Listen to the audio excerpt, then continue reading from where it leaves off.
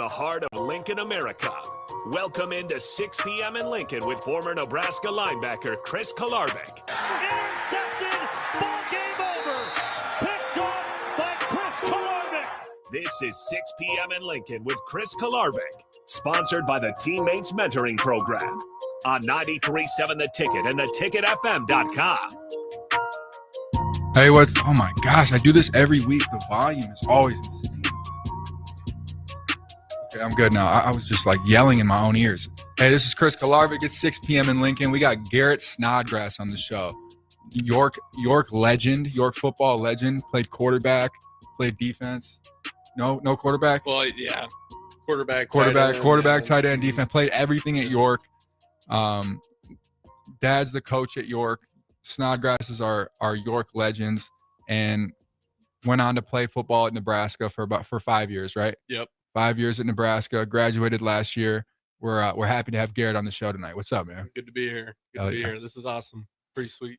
We got Garrett. We got Jake in the studio messing with the TV over here. And these headphones, every week I turn them on because when I put them on at first, there's nothing playing, and then the show starts, and it's like, I don't know who's listening to it at that volume. Like, these people need hearing aids because it's so loud. Like, it just burns my ears. But anyway, not really a ton of huge news going on right now, but we're kind of dealing with this. We got a huge game tonight with Detroit, and we got a huge game tonight with Detroit and the Vikings. Like, biggest game. They're calling it the biggest game in the history, biggest regular season game in the history of the NFL. Yeah, a lot on the line. Some people are saying this. Some people are, not me. I didn't say it. Some people are saying biggest game in the history of the NFL. I heard the same stuff. Yeah. And we all know the Lions step up in the spotlight, so we're ready for that one. You were at Soldier Field last week, weren't you? Yeah, I was at the Bears. I was at the Thursday night football game, Bears Seahawks. It was not a great game if you're a fan of offensive football, but yeah, we got tickets.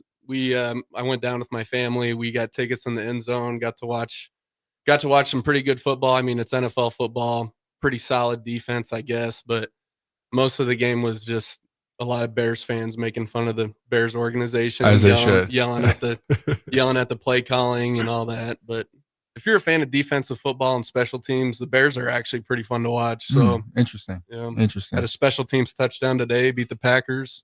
They did beat the Packers today. I think Virginia McCaskey's birthday. Owner of the Bears, 102 years old. 100.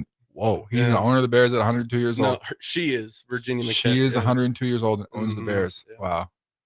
Hallis family. I don't know how well you can run a football team at 102 years old. I mean, obviously it's not going that well. Yeah, I think she's probably just poster child, and you got a bunch of people behind the scenes there in Chicago. It's all political there in Chicago. Yeah. So. And then you also recently took the trip to New York to watch the Huskers play in the bowl game. Yep. Right after that, took a flight courtesy of Coach Rule. Thanks, Coach Rule.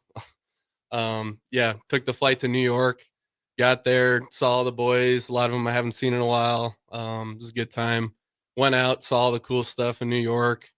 Watched the Huskers get a big win. It was a big win. Yeah. You know what I noticed though? I was watching on TV, and that grass looked horrible. Was it as bad in person as it was on TV? Because it was like everybody was slipping, and it looked pretty bad. Yeah, that was like the first thing we noticed when we got there. We kind of took a walk around, and that end zone like there slush. by the what is like the batter's box was like underwater, and it was pretty ironic as it's the Bad Boy Mowers bowl game, and it probably had the worst turf of any of the bowl games, but it's a bad look. They were doing a good job taking care of it, I guess. As good as can be expected. Because that weather was terrible. It had been terrible weather, and all that. You're playing in a baseball stadium, so right. You got to get some extra grass in there that's not usually there. And how quick can you really grow grass? I'm not really an agricultural guy, but grass typically, like, there's a saying like watching the grass grow, and it means it's going slow. It takes a while. Yeah, it's tough to grow grass overnight, you could say. Mm-hmm. But yeah, that trip looked fun. Yeah, it was a good time seeing all those guys again. I mean, still hang around and talk to them on Snapchat and texting them and whatnot, but seeing them all, getting everybody there together, seeing some of the guys on the team still, it was awesome. It was a good time. No, it looked awesome.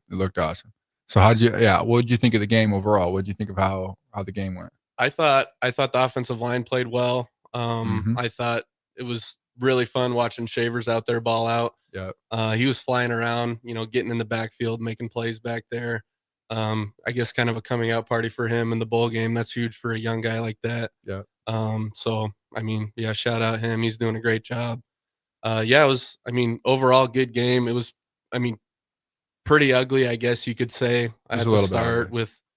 with just how well we were shutting them down. Like if you're not a fan of all the high flying offense, maybe it looked ugly, but I thought we played a pretty solid game the entire time. It's hard not to be ugly on that grass. Yeah. It's gonna be ugly a little bit. Yeah. But yeah, a win, closing out the season with 7 wins on the season. That's pretty solid. Yeah, winning record. We'll take that. Yeah. We'll take that for Mhm. sure. So talk to me about how your progression as an athlete went. Like you were obviously a two-way player, Division I recruit in high school. Like what did you do growing up? Like middle school, what kind of sports were you playing? What was your progression there? Yeah, so I mean, both of my parents were coaches. Both of them were college athletes. Mhm. My dad played football and basketball in college. Mom was an All-American NAIA All-American basketball player at Concordia. Where did your dad play? Concordia. They both were They were at both at Concordia and Concordia? Seward. Okay. Yeah. So I mean, obviously, sports are going to be a huge deal growing up when both of your Huge. parents are like that. You know, dad football coach, going out to practice every day after school, playing with those student managers that were older than me. It was great just being around the game as much as I was. It definitely gave me an advantage, having my parents, having the experience that they had. But yeah, middle school. I grew up in Overton, and then I was going to be Eagle for life. I love that town, small town, Western Nebraska, 8-man football. And then we moved to York. You know, dad being a football coach, it's like everyone wants him. So every single year he's looking for a new job, or people are trying to get him to come to where they're at. And so ended up picking York, which is crazy because York hadn't won a game in 2 years. Whoa, I Before didn't he know got that. there, yeah. What year did he get there? He got there in like 2012. 12. Okay. So So you would I have hated been him. I hated him for it because I was Really? like, why are we, Overton, we've been in 3 state championships in the last What 10 are we years. Why doing? would we move here? But Why did he take the job? Was it a bigger school, or what was his I reasoning? think it was a bigger school. York's a great community. Yeah. Had some pretty good athletes there. Matt Kern, who's a legendary girls basketball coach. My dad grew up with him, so they kind of knew each other and they're good friends. So yeah, ended up going to York, and I personally couldn't have gotten into a better situation as a young kid because the guys that I grew up with in York were amazing. Those guys, I mean, had 4 or 5 guys play Division I sports in a Whoa. town the size of York. That's unbelievable. Those 2 classes that we had were pretty special, and so yeah, just I guess growing up and competing with them. I mean, nothing too crazy, just getting out and playing ball. I mean, Yeah, shout out to Simon Odie. Simon Odie, Noah Stefersky, yeah, Husker football players. Oh yeah. So yeah, it was a lot of that, and then I played AAU basketball. I love basketball. Played AAU basketball starting in middle school, and got to high school. Kind of realized that I was probably gonna be a football player in college, and I knew that I could play at the Division I level. So I started going to camps and whatnot, and trying to get my name out there, learning what it takes to be a Division I football player, what techniques are the coaches teaching at these camps, and coming back and just working on it at home with my dad. And so, yeah, it was kind of a long process. It was kind of stressful for me because I was like, I got to get these offers, whatever. Mhm. But Yeah, I know how it goes. it ended up working out pretty well, and we ended up having some success there at York. Like I said, I was blessed to have teammates to put us in a position where we made postseason runs, and then I could get some more tape out there in some big games, playing against some good players. And I think that's kind of what helped me progress and end up, being able to play at the next level. So. Yeah. Okay. So your dad gets there in 2012, and they're not winning games. How long does it take him to start winning games there? Because you would have been what, like maybe early middle school? Yeah, I was in like 5th, 6th grade, student manager, so I was around it quite a bit. And Yeah, like water boy and all that good stuff. yeah, Yeah. well, a lot of it was just like being able to face adversity and then like responding well to adversity because, I mean, they lost like 20 some games in a row. So like anytime anything bad, remotely bad happened, I'm sure it was just, all right, here we go again. Let's Right. whatever. But it was competing, responding to adversity, and like realizing that you can win. And so they won 2 games. They won 2 games the first year. That was a big deal. Second year, they were like they barely snuck into the playoffs the second year, 16 seed. Went out and played Scotts Bluff at Scotts Bluff. They were the 1 seed. Garrett Nelson. Yeah, shout out Garrett. Yeah, and so we went out to Scotts Bluff. It was a super fun trip. And we beat Scotts Bluff as the 16 seed, which in high school like never happens. And so that was cool. And then they ended up making the state championship in the third year, the next year. Wow. So yeah, it was a pretty. And then after that, pretty much went on a run where you guys were pretty solid. Pretty solid, right? yeah. Making playoffs, top 10, pretty much every year after that. So. And when you were in high school, what was the? You guys won at least one state championship, right? Yeah, we won state in football and basketball. Ooh. Yeah, my junior year. Yep. Okay. Okay. Yeah. So. That's a pretty good feeling. Both. Yeah, both. Right. And then we had a really good high jumper, Mason Connor, who won state in track. We ended up getting like second in track or something like that. Mason was like a Big Ten high jump champion here at Nebraska. Wow. So he was there. What division is York in? Is B. They're in B. They're like the smallest school in Class B. Smallest in B, and the biggest is A, right? The biggest is A. Yeah. Okay. So winning a state championship and all those things in the second biggest division in the state is no joke. Yeah.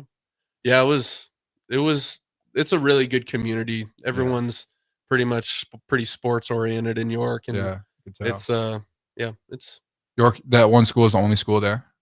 Yeah, it's just York. Just York. Just York. And then you got, what was the restaurant we went to when I went there? It was Chances Are. The Chances Are. Yep. Everybody knows about Chances Are. You got La Casina there, great Mexican food spot. Nice. Free plug. Yeah. Nice. Got all that stuff out by the interstate. Got the water tower. So you were playing football and basketball in high school? Football, basketball, track. Yeah. I ended up not doing baseball. I mean, I like baseball, but kind of had like the summer basketball thing going on. Yeah. So. What did you do in track? What was your? I did. Well, I was a 400 runner, and then we were in the 4x1. We had a solid 4x1, I guess. And then I threw. So yeah. Nice. Shot and disc. Nice. Yep. That's that linebacker life. Yeah. You have to yeah. Throw. You have to throw. Kind of that athlete, I guess, where you kind of have to do a lot of different stuff. For sure. Yeah, that's how it is in those small towns. For sure. Yeah. Yep. Okay. So then. When did you start realizing? Because I know you probably always wanted to play Division I football. I mean, most guys do. When did you start realizing that was going to be reality? When did you start getting smaller offers, or when did it start kind of happening for you? Yeah, so I was like football, basketball guy. I mean, I just saw Thomas Viglianco was here. I'd train with Thomas, great basketball trainer, and I love basketball. I quit growing, so I'm like, all right, here we go, football. And I love football and basketball the same. And I kind of realized, kind of going into like right when I was a freshman, I think there was, some people in my class, in the class above me, starting to get recruited. I was like, yeah, I can do this. I can play college football with these guys. I'm competing with them here in high school. So you were before you got any offers, you're realizing, oh, okay, like I could play. Yeah. Yeah. Okay. And then going to camps, and my dad helped me a ton, making sure I'm going to the right camps and stuff, and training what I need to be training on.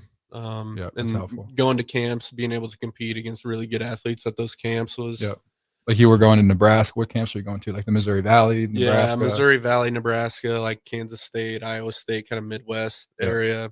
And so, yeah, just kind of getting my name out, getting to know those college recruiters. And, we had, I think 5 guys from York play Division I sports. So like we were all kind of in that mentality. There were scouts there, and you guys were probably training together. Yeah. Working out after school, thinking about doing it. So that was a big deal. Yeah. Like, okay, we're going to be doing something special here. We can push this thing to the next level. So having a crew doing it together with you is a game changer. Huge. Yeah. I like I said, going into York, I that couldn't have been a better spot for me to be, because that fostered such a competitive environment, and to where we made each other better all the time, and we all realized that we could go play college ball. Yeah. And then when did the first offer come in, and what was it? First offer was, I got offered by South Dakota State, I guess. Going into my junior year. It's a pretty solid offer for your first offer. Yeah. Because they're not in. I think they made it to the semifinal this year, right? Have you kept up with that at all? Yeah, well, I know they've won it a couple times. They've won it a couple times for Yeah. sure. They're one of the top teams in the FCS, but Mhm. I think this year, I'm trying to remember, I think that they North Dakota played. State won it all. I know they won it all. Pretty sure. I think the game is on January 6th. They're playing against North Dakota State is playing Montana State. Montana State's the best team in the FCS this year. They're unbelievable. They haven't lost a game and they're dominating everybody. North Dakota State, I think, has 2 losses. They played South Dakota State in the semifinal last week. Oh, okay. Yeah. That's what I was thinking. So South Dakota State, yeah, they're tough. They just built a new stadium, I think, about 5 years ago too, which is really nice. Yeah. They got a pretty nice facilities out there. They got a pretty cool indoor they got. And yeah, that stadium's. Yeah, great university up there. That's a good first offer. Yeah. Okay, so then did you start getting more FCS type stuff? Then I think I got like South Dakota like that year. And then my first Power 5 was Nebraska. Mm-hmm. So yeah, I got that like right at the end of the year after the state championship game. After the state championship. Then, So were you playing full time as quarterback or what? No, that at that point, my senior year I did. At that point I was like a tight end. And then we had another good quarterback who would come in, and then I'd be more like a wildcat guy to switch it up. So were you considered in high school more of a defensive or offensive guy? I would say more so as a defense. Most of the schools that I talked to me about defense, but it was pretty much 50-50. Pretty 50-50. 50-50. Yeah. With the Riley staff, because they were the ones that offered me, they said tight end. And then I had been talking to Coach Frost's staff at UCF. They were telling me linebacker, and then when they got the job, it was like, okay, now I'm a linebacker. And to me, it didn't matter. Were they recruiting you to UCF, or were they recruiting you with the intention of, hey, we're going to go to Nebraska and we're going to bring you there? They were recruiting me at UCF. They had not offered me, but like they were, we were talking to them. Did you ever consider? Would you have considered going to UCF down in Florida? No, you wanted to go to Nebraska. Yeah. I don't blame you. Living like 30 minutes from here. Oh my god. Mm-hmm.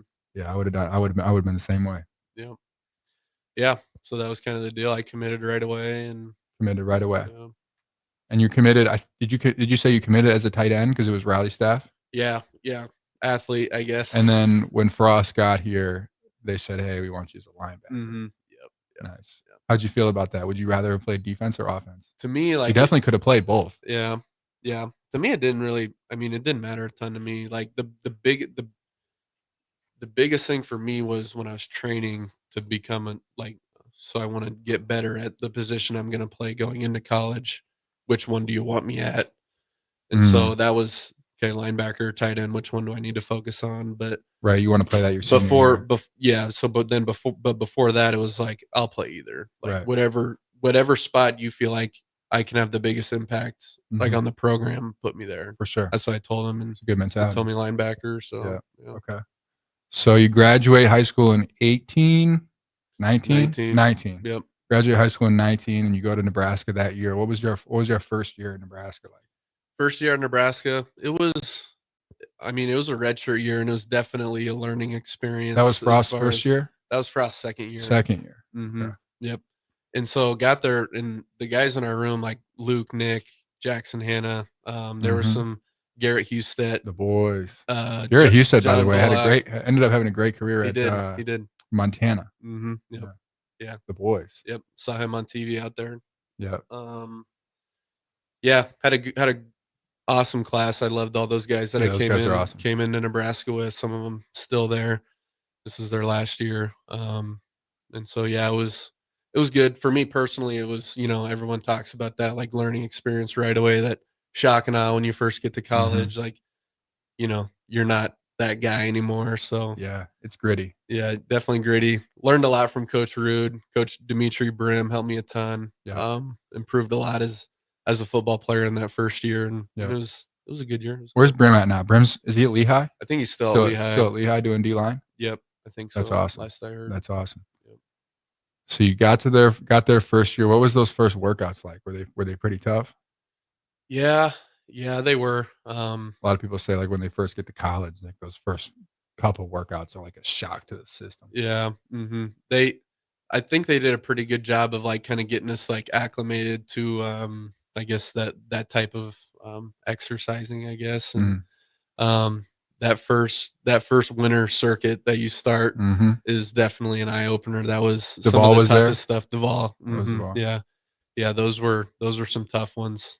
To this day, those were probably the hardest. That first year of that winter conditioning circuit was when I look back on some of the hardest workouts you did in college, those are probably it. Those are brutal. Yeah. Those are brutal. Yeah. Just so we can take the audience through one of these workouts. So literally the first exercise, well, I think you benched first. You'd always bench first, right? Squat right away. It was squat right away. Yeah. So you go in and squat. It was 3 sets of 10. But when I say 3 sets of 10, it was like you were doing like your 1 rep max, basically. Essentially, you were doing your 1 rep max for 10 reps. And there was like a minute rest between each set. And you get done with your 3rd set, and then there's a minute rest. And then you got to go right to the next thing, which was like RDLs, I think. Something like that. Yeah. And then you go do the same legs. thing, 3 by 10, minute rest. Next thing is, I don't know, lunges. Bench. The worst, it was like bench. It was like bench, RDL, glute ham. What do we do? Rows. Single legs. Rows, single legs. Well, so single legs is before rows. Then we get on the ropes. Rows were the worst because rows were towards the end, and your stomach's kind of, you're starting to feel it a little bit. Yeah. Your breakfast is starting to come up. Yeah. And then you get on the row machine with the bench in front of you. Right. And you're pulling, and your belly's going into there, and that's yeah. And then when they keep throwing 45s on there, there's like 4 45s on there, and you're trying to lift it up, and your stomach's on there, and it's just like it's painful. Like it hurts. They had a lot of trash cans by the row machine. Literally, that's kind of where it got people. You've just done 3 sets of 10 of like the 3 hardest exercises. And the entire exercise only lasted like probably 40 minutes. 45 minutes. 45 minutes. It was a quick one, but it was intense. Yeah, I mean it's like one of the hardest 45 minutes of your life. Yeah, definitely. Yeah. They got trash cans all over. Yeah. So you're coming in like your first couple there is when you're coming in as basically a high school guy. What were those like? Because I think when I came in, it was like I was at UNI for 3 years, so we had pretty hard workouts there. So when I got there, I mean it was hard. Like it was, don't get me wrong, like it was gutting, but it was like I had already been in a college program. Mm-hmm. So like what was it like being from going straight from high school to doing that? Well, it was like, so I remember, so we got there in the summer. I got there in the summer, and we just they didn't put us in the circuit first week we were in there. So like I said, they kind of tried to get us they acclimated you a bit. But I remember watching those guys. I remember watching like Mo Berry, Will Honus, the Davis twins, and I was like, whoa, got it. We better get in shape here. Yeah. Brutal. Yeah, they do get you strong though. That's for sure. Definitely. Duval went to UCF with Ross recently. I'm not sure. I to be honest, I haven't been paying super close attention. I know Scoop's the OC. Coach Cooper is the OC. Had a great season at Boise last year though. Yeah. He was at Boise. He was? Yeah, he was at Boise. With Chins? Yeah, he was Boise with Chins. He was a QB coach. Okay, we're going to our first break here. We'll be back in a few minutes.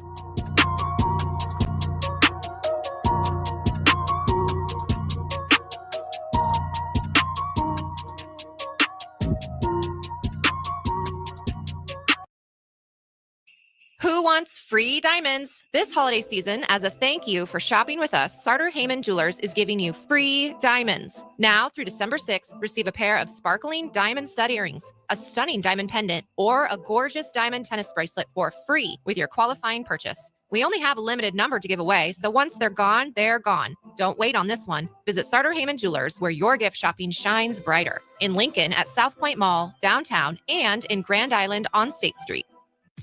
At Action Plumbing, Heating, AC, and Electrical, we're ready, reliable, and recommended. Water heater acting up or your sump pump on the fritz? Call Action. Summer's around the corner. Is your AC working? Are you sure? Call Action. Electrical problems? I'm telling you, call Action. Call Action for a free same-day estimate or a trusted second opinion. You heard that right, a free same-day estimate. 402-423-6960. ActionLincoln.com. Hi, Sean Callahan here for Koppel Chevrolet GMC, wanting to thank you all again for your continued service. November is off and running. Check this out. Get up to $12,000 off or 0% financing on select new vehicles. We have great lease specials with new Trax and Trailblazers starting at $299 per month and new Blazer EVs leasing for $399. Great payments, discounts, and of course, 0% financing. So make that short drive down 144th Street or check us out online at koppelcars.com. You'll be glad you did. All finance with approved credit, leases with $2,500 down. This holiday season, recharge with the Planet Fitness Black Card for just $1 down and $24.99 a month. So instead of fighting a stranger in the mall over a stuffed T-Rex, bring a friend for free and work out on the TRX.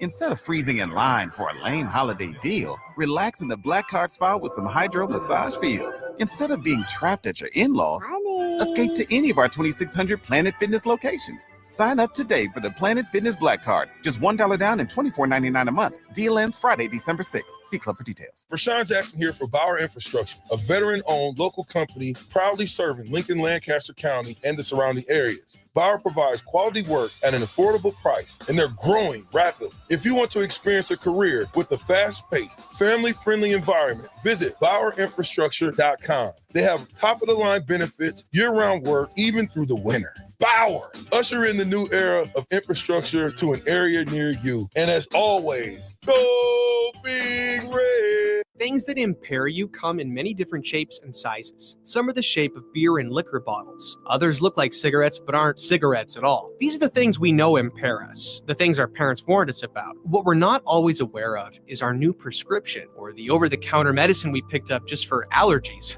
or a bad cold. See, it doesn't just matter how much of a substance you take. If you are impaired, driving is deceptively dangerous. Don't drive impaired.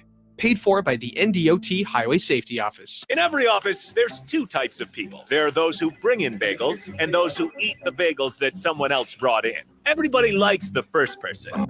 Be that first person. Weekday mornings at 7:30, you have a chance to win a business box of bagels from Bagels & Joe. All you have to do is shut up, Sipple. 2 questions for you, 2 for Sip. Win and the bagels are yours. Lose, well, you don't want to lose. You lost Monday, you lost Wednesday, you're a loser. Shut up, Sipple. Weekday mornings at 7:30, brought to you by Bagels & Joe.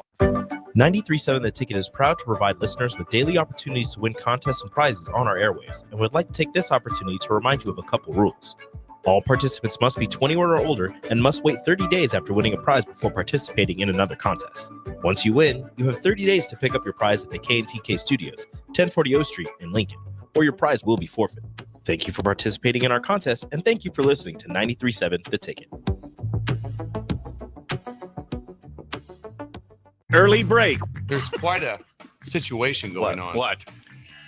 Jake's been asked to step away on Fridays from now on. Yeah, they want to bring. Young Ben has been dubbed as the curse breaker. He's been dubbed as the curse breaker, and Jake's been asked kindly to step away. Just for Fridays. Just though. Fridays. Just Fridays only. Game day only. Yes. Game day eve only. Early break from 6 to 8 every weekday morning on 93.7 The Ticket. It's the holiday season. Time for work parties, friend get-togethers, family gatherings, which means lots of eating. Maybe you think you've perfected your holiday meals, and maybe you have no idea where to even start. Let's fix that right now. No holiday party is complete without Führer's cheese spread. It goes well with any type of cracker, pretzels, apples, chili, vegetables, chips, and of course, it's perfect to pair with wine or beer. Holiday meals aren't complete until Führer's cheese spread is on the table. Find your own container at your nearest local grocery store today.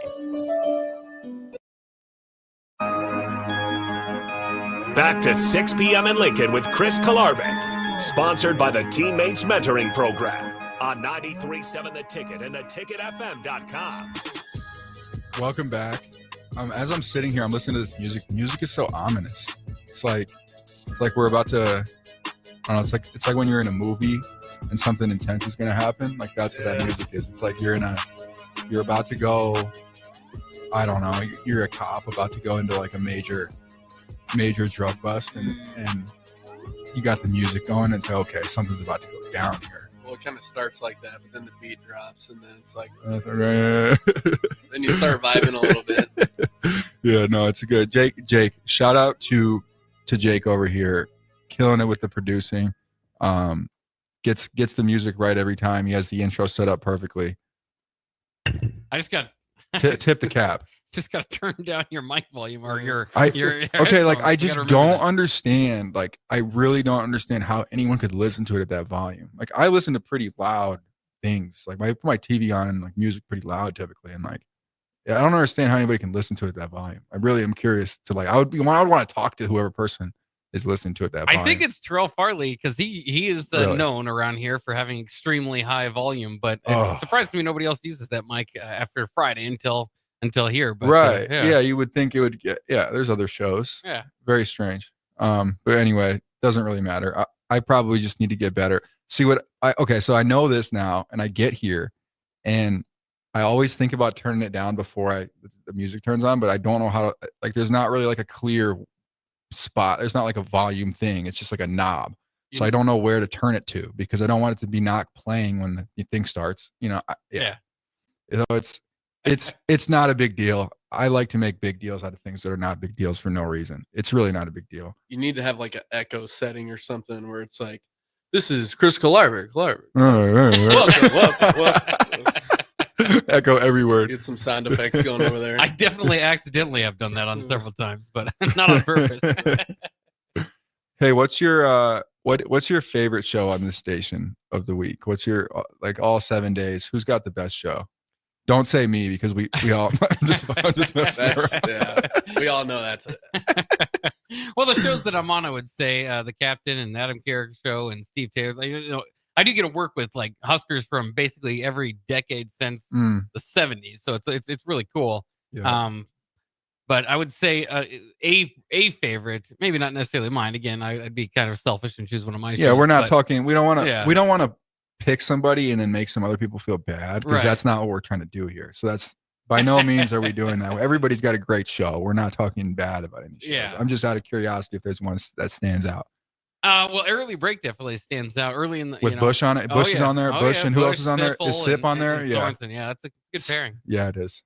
Because I think Bush told me because he said at one point that's like a top 10 morning show in the country. Is that Yeah, I don't know the accurate? According to me, yes, but no, I don't know for sure. But I mean, I'll roll with it. I've yeah, been telling everybody it is. It's definitely fighting. It would definitely have a fight. Yeah, I mean that's pretty crazy. I believe it. I do too. Coach Bush is well. First of all, he knows ball. Mhm. Second of all, he's very entertaining. Well, let me tell you something. When I had Coach Bush on the show, my views doubled. Oh yeah, Like my typical views pretty much doubled when I had him on here. I'm not So surprised. people like to listen to him. People like. I mean, he's great for radio. I mean, he's got a lot of great insights on college football. He's been around the block. I don't know. He's been to like a dozen different schools. He went through them all. We went through when he was on my show. We went through every place he's been at, and it was pretty wild to hear about. Like, I mean, there's like 6 Big Ten schools he's been to coaching. So he's got a pretty amazing career. But yeah, he's great on the radio. I think that early special is that what it's called? Early break. Yep. Early break. That's a great one. But anyway, we'll get back to talking about. We'll get back to 6 p.m. in Lincoln here. We don't need to talk about other shows. We got York legend Garrett Snodgrass on the show. Anything on your mind lately? Like, is there anything sports wise? Could be any team, anywhere. Sports wise, I mean, like obviously we talked about went to the Bears game. Yeah, went to the Bears game. I don't know. What do you probably don't watch any NBA? You watching and keeping track? I'm going to be honest with you. I haven't watched an NBA game since LeBron played Steph in the finals. Yeah, it gets kind of tough to watch. I think some of that style of play is, I don't know. I heard ratings are way down. Yeah. It's just like run and shoot, basically. Pretty Throw much. up a 3 run. Yeah. 3 run. I mean, it's kind of like, yes, it's not the most fun thing to watch, but they kind of did it themselves because when they put the 3-point line in, it's like it's a cheat code. Yeah. If you can get 3 players on your team that are money from 3, 3 points is more than 2. Yeah. And there's not a huge like premium on good defense. Not like that game last night. Did you watch Nebraska last night? Nope.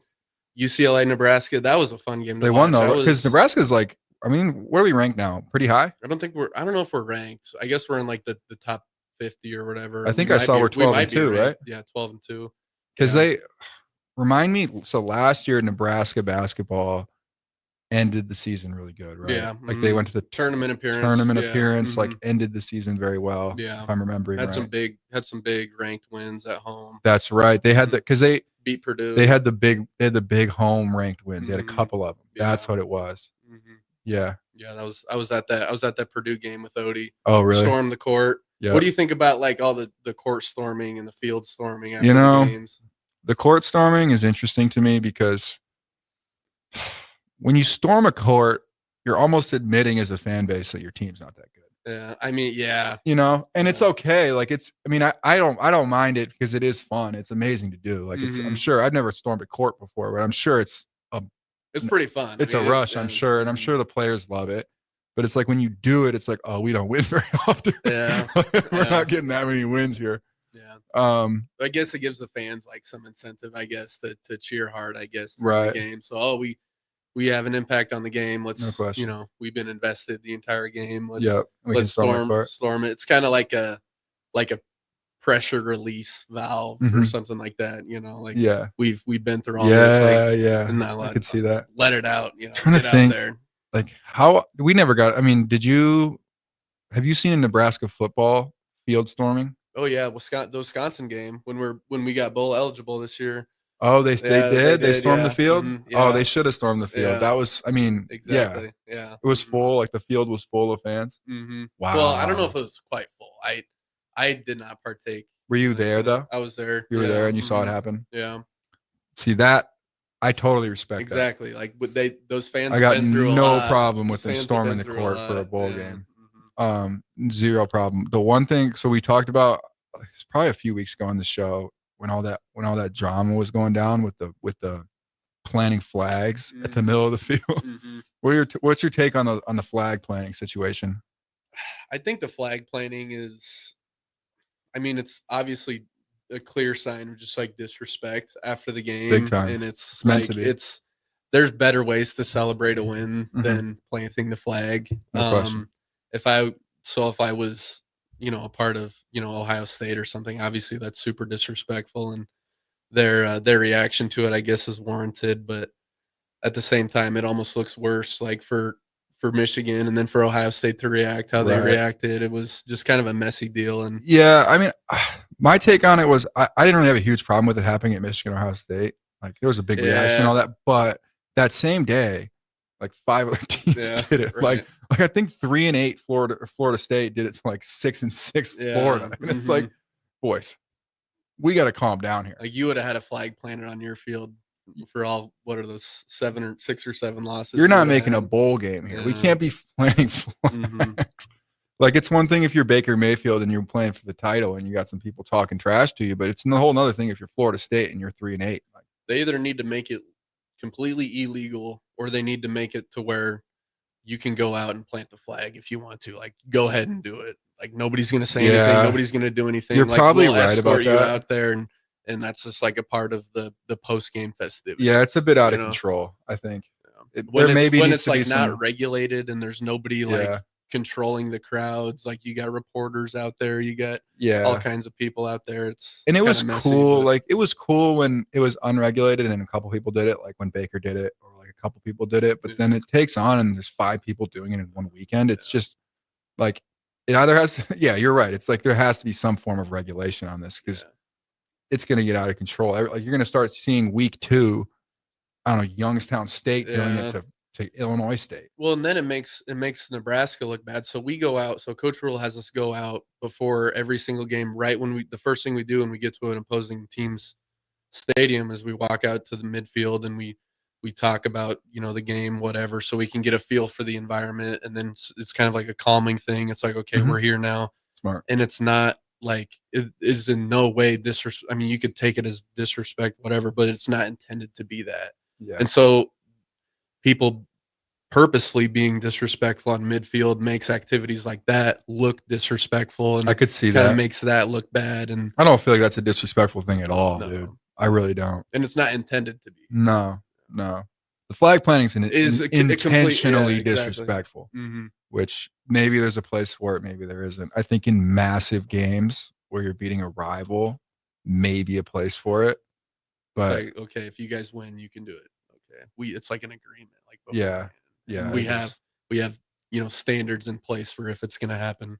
We got to make sure there's not a massive fight breakout. Right. I remember, I don't know, it must have been whenever Devin Bush was playing for Michigan, so like 4 years ago. I remember them like literally stomping on the pregame. They go to Michigan State and they're like stomping on and like tearing the grass up out of the so stupid, man. It's got nothing to do with the game. Like it's just like, and yeah, it's just too much. Like you reacting to it, they're trying to get a reaction out of you. No question. It's not. It has nothing to do with No football question. at all. Yeah, it feels like the flag planting's got to go. It's kind of played out to me. I feel like if I was going to put a regulation on it, if I was sitting in the, not that I have anything to do with this, but if I was sitting in the chair, I would probably ban it because it was cool when a couple people were doing it, but now it's catching on. I would say it's just a bad look. I think. Agreed. All right, the music's coming on. We got the ominous music coming on. We're going to take a little break here. This one's pretty ominous. Very ominous. We'll see you in a couple minutes.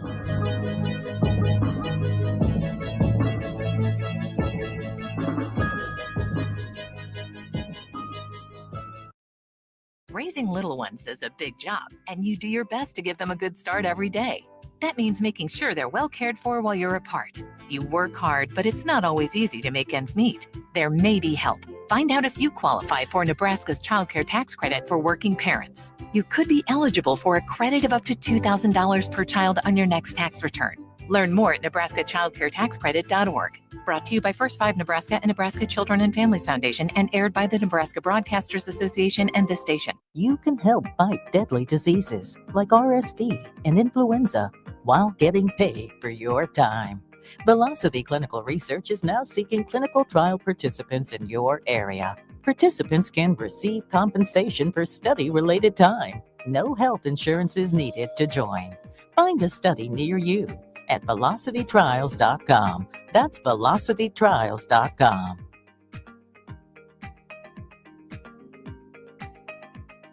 Ryan, with all this red and all these people around, I'm still not seeing the tailgate. Todd Spidell, former body shop owner, terrible driver. We're getting close. Now, did you know with 3 locations in Lincoln and hundreds of years of combined technician experience, we can get Husker fans back on the road even quicker and safer after their tailgate mishaps? Oh, Todd, turn left right here. Left or right? Left, right here. Right? Well, you wait for the tow truck. I'm getting a hot dog. Well, I guess while I'm waiting. All right! Most recommended! Eustace Body Shop! Woohoo! Dude, you should be on American Idol. You really think so? No. Accidents happen, even to Husker fans. If it happens to you, call Eustace Body Shop, where our customers send their friends. The most recommended Eustace Body Shop. That's who we are. At Anderson Ford, we offer a 5-day return or exchange policy, so you can make sure the vehicle you choose is the best vehicle for you. No pressure. Right now, lease a 2024 Ford F-150 for $395 per month. Experience better at Anderson Ford. Stock number 1003769, $395 per month lease for 36 months with approved credit, 7,500 miles per year, $5,250 to signing, no security deposit required. Tax, title, and license fees extra. Residency restrictions apply. Program subject to change. Must take new retail delivery from Anderson Auto Group by 11/30/24. See delivery details. Ever wish you had another light switch on the other side of the room on a dark night? How much better would you sleep at night if you had a ceiling fan in your room? The High Electric Service Department is here to make your electrical what-ifs a reality. Whether you're looking to replace some outdated light fixtures or brighten up your counters with under-cabinet lighting, High Electric can handle all types of residential electrical installations and services. Give Erica a call at 402-466-6606 or visit high-electric.com to get started.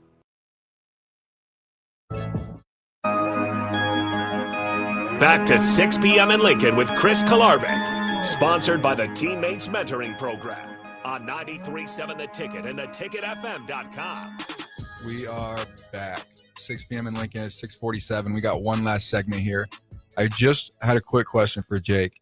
I'm seeing the Christmas tree still up. That's right. I have no issue whatsoever with it. Just out of curiosity, how long do you think that'll be up for? Maybe a few more weeks, you think? Yeah, I don't know. Maybe until the end of January. There's no way it can last till February. I've left a Christmas tree up till July before. I'll say okay, well, I guess I've done it. I didn't have a lamp, so it worked great as a lamp. It's a very nice mood setter because you turn all the lights off and it's like it's kind of a dim, nice light. I like the Christmas tree, and I honestly would not mind a tree up in my house with lights on it year round, personally. Yeah, I would. I mean, I guess I see your point. I'm a real Christmas tree guy, though. Fair. We always had like a real Christmas tree growing up. So you can't have that So year you round. can't. Like, you got to get rid of that at some point. But I do like, if it wasn't for the Christmas tree, I think having a tree in your house, a fake tree, with lights on it in your house year round could be Yeah. nice. Is Mhm. nice. Yeah. My grandparents had something like that. Do they? They didn't have it lit up. Then they decorate it for Christmas. Kind of weird. Oh, they did it year round? Yeah. It Oh. was up year round, like in the corner. Very interesting. And then, but it wasn't like the center of attention. It was kind of like off to the side. No, it can't be the star of the show in July. No way. Move it off to the side. But if you have So a then- nice little, like, you're hanging out, maybe you're cooking dinner, maybe you're watching some TV, maybe you're hanging out, you're hanging out with the fam, or you got some friends over. It's a nice little, like, because it's not very aggressive. Like, it's not an in your Like face some light. green, like some green brush over there. Kinda Yeah. looks good. And you can look at it without it burning your eyes. I like it. Green's my favorite color. And Is it really? Green is actually like the most calming, like color to look at for people. Yeah. No, I think that's probably true. Mhm. Nature wise. Like, you think of like, what are you gonna do? Like you watch the Masters for an afternoon. Very and calming. what are you doing? Taking a nap. It's a nap sport. Mhm. It's the green. I It's think all the the green, green on the TVs. The green is definitely calming. Mm-hmm. Absolutely. I would agree with that. My favorite color is purple. That's an interesting one, but I could see that. I like It's kind of a cool I color. like purple. It Yeah. probably has, I mean, I played at UNI. You're Yeah. purple. Mhm. I think it started there, but I just love the color purple. Baltimore Ravens. The Ravens, the Vikings. It's a nice color. That game's interesting tonight, man. So who do you think's gonna who do you think should win the NFL MVP? It's a good Sam question. Darnold? No. I just don't think you can give it to Sam Darnold. I don't know. Honestly, dude, I don't know the stats whatsoever. I'm just going off vibes. Yeah. I don't think you can give Sam Darnold the MVP. Even if he Strictly is, off vibes. Yeah. Right. But who would I give the MVP to? Off vibes, I'm giving it to Josh Allen. Yeah. Bottom Off line. vibes because Lamar's had it like whatever it was. Yeah. 2 years. He's already had it Yeah. a bunch of times. Feels like it's Josh Allen. It's a little bit played out. Like, it's okay. All right, Lamar. Like, again, but Josh Allen. I mean, you see him. He's putting the team on his back in these games. Yeah. Like, Lamar's got Derrick Henry, and Yeah. it's not that Josh Allen doesn't have good players around him. Shout out to Spencer Brown, left tackle. Yep. Right. I think he's playing right tackle. UNI grad. Yeah. Shout out to Spencer Brown, one of the best O linemen in the league at this point.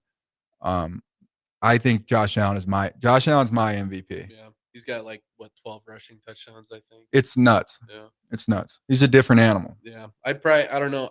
I haven't been paying much attention today of NFL. I've been reffing youth basketball, but if the Bengals make the playoffs, I think Joe Burrow's got a pretty good case for it. I don't disagree. He's got a ton more passing yards than everybody. He's like got 8 interceptions, I think. So Yeah, like 45 touchdowns, 8 interceptions, 5,000 passing yards. And if you want to talk about doing less with more, or exactly. sorry, More talk with about less. doing more with less. It's Josh Allen, or it's Joe Burrow. I'm fumbling over my words right now. It's Joe Burrow. Mhm. You're right about that. I didn't even think so. Who it's in the conversation? We got Lamar, we got Josh Allen, we got Joe Burrow, Saquon.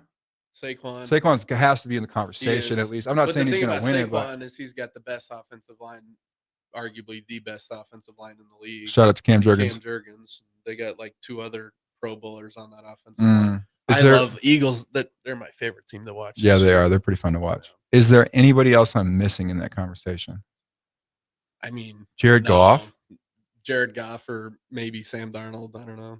Yeah, I'm not giving it to either of those two. no. I don't think. We'll Yeah, see. I we'll mean, see. maybe it'd be fun to watch him play tonight. Yeah, I'm looking forward to that. It's crazy to me how the Lions have just been absolutely decimated by injuries, but they still look good. I know. You can't deny it. I mean, they look good out there. If you're a young coach, listen to Dan Campbell because he's good stuff. Culture, man. Somebody said to me that he was considering taking the Dallas job, and I said, there is no way. Yeah, not a chance. There is no way. He's a loyal guy. I feel like He's a loyal guy. He's a culture guy. he's probably gonna want to see it through it. Like I know, because I heard somebody say Jerry Jones offered to write him a blank check, and I said, first of all, I don't think that's true. Second of all, Dan Campbell, I think, would take a bit of a less pay to be with the Lions because he just feels like a gritty Lions guy. Definitely. Like he played there and all that. I mean, he could literally, that guy could be coaching for the Lions for the next 20 years type of guy. He's a super competitive guy to where like he started there, and I'm sure it's been his goal all along to bring the Super Bowl back there, at least till they win a Super Bowl. Then maybe. I'm sure. But really, you're going to go be a head coach at a different NFL team? I just don't see it. I don't see it personally, but. Especially Cowboys, that'd be a tough place to be with all their politics they got going on. Yeah, I wouldn't want to do it. I wouldn't want to do it, but who knows? The Lions, think where the Lions have been great is they're just focused on the football. Like they're focused nothing on ball. else. It's about winning football games. Big time. They are focused on ball, and regardless of all the injuries they have, they still are showing up every week and competing. They look good. Yeah. I know Montgomery's coming back this week. There was talk of what did he have? Was it like some knee thing? I think maybe. I don't know. There's so many injuries. I think I saw there's like 20 injuries. Anzalone's back this week. Anzalone's back. Yeah, that's good. Yeah. There's like 20 guys. That's the first roster for week 1 of that roster. Like 20 of them were on IR at one point. Bro, like, it's pretty wild. I'm totally switching subjects here, but Please did you see that D tackle for the Ravens last night get that pick at the very end of the game? No. So like the Ravens were up big at the end of the game, and the Browns had the ball. It was like one of the last plays of the game. I think it was like 2 minutes left, and the Ravens just dropped back like their D tackle into coverage, and he got a pick. Yeah, it's like the best thing ever is when a D lineman has the ball running down the field, but he literally dropped back. He was moving backwards into coverage, and he made the pick. It was pretty sweet. Those are pretty fun to watch. I've seen. Oh, all right. Well, I guess I'm not going to get to make that last point. But anyway, this has been fun. Yeah. Thanks for coming on, brother. For sure. Yeah, this was a Good blast. time. I'm actually going to be gone again next week. Probably do a rerun of maybe this show, or I'm not sure which one. Up to Jake. I'll leave that up to him. The most legendary producer in the state of Nebraska, probably the country. Thanks for tuning in. This has been 6 p.m. in Lincoln. We had Garrett Snodgrass on the show. I'll see you guys later.